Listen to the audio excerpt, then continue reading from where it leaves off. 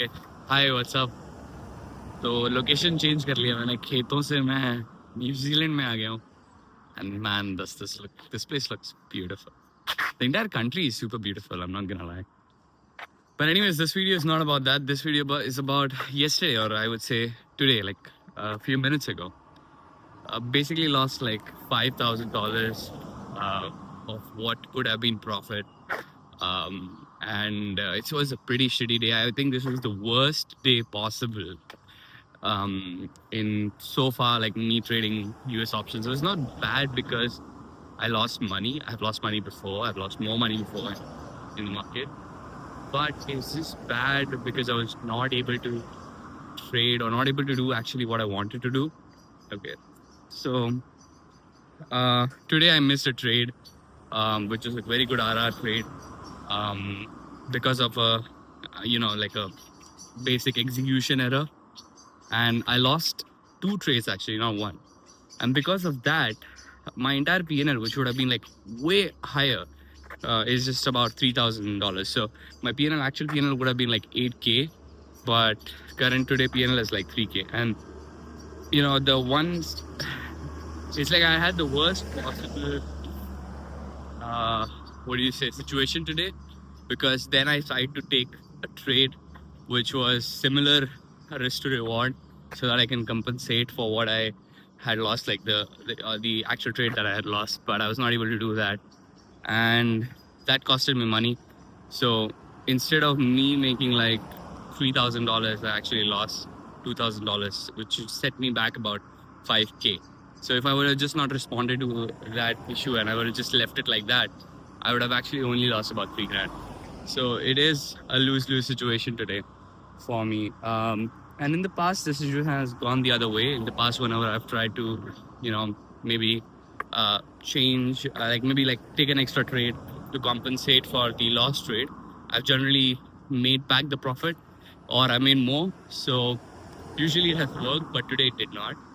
And I was actually going through this thing where I was like, okay, what should be the game plan if I want to go systematic? Because so far I've had a very manual approach to everything related to, skips, like everything related to skipped executions or like execution issues. I had a very manual thing to it. Like I'll usually just decide on the fly on what I want to do. So I want to make it like a little more automated, or at least want to have rules for it. But if I get into an execution issue, first of all, I don't want to get into an execution issue. But if I do get in one, what do I want to do? So now I've thought about this for like last 4 or 5 hours or whatever. And what I can understand is that I think probably the way it should be is somewhere about, like, if the risk to reward on that particular trade is trash, and if I'm not able to take that trade back again, if I have execution problems, then I should probably leave it. So if I can take that trade and not lose a lot of money or not take a very different trade. So like, for example, if I had to buy a 30 delta call and the calls have moved, right? And now the same call is now 40 delta. And if I try to enter it manually, I'll have to either manually completely execute it with I'll have to put an index, I have to manually enter all the things. Then I would probably avoid that, right? If I have to do that kind of trade. But if it's like 30 delta to like still running 30 delta, but it has lost some value or it has gained some value, then I would just rather get in the trade. So if there is like a small slight slippage onto the trade, probably about 20-30% on the max profit available, if there's like a 20-30% slippage on that, I would enter the trade, right? And I would try to enter the trade. But if there is a bigger one, then I would just completely skip the trade altogether, and I would write it off as a loss or an execution.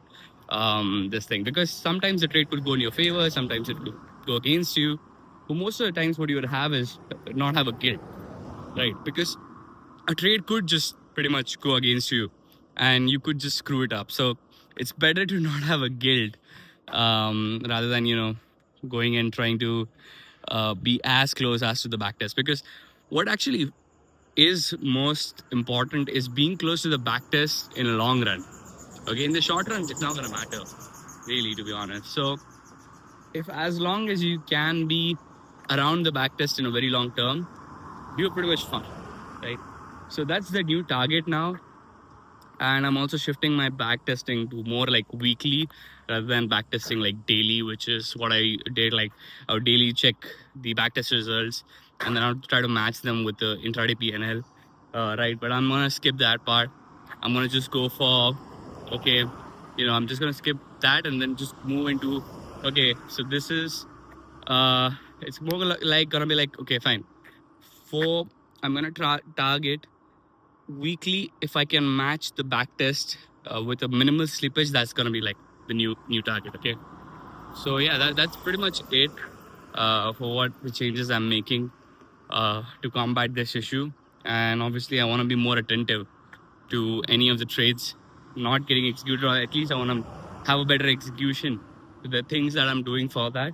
I've pretty much done a few changes today that would like basically avoid any sort of problem that happened today. So like today, whatever the execution issue was, should not happen again. That's basically what I've done. But let's still see how it goes, in the long run, right? So yeah, I mean, we'll have to see about that. So I'll see you guys in the next video. Anyways, beautiful. Look how beautiful this country is, man. Fucking amazing. So yeah, beautiful country, and I'll see you guys in the next video. I'm here for 2 months. Let's see how that goes. Yeah, bye bye.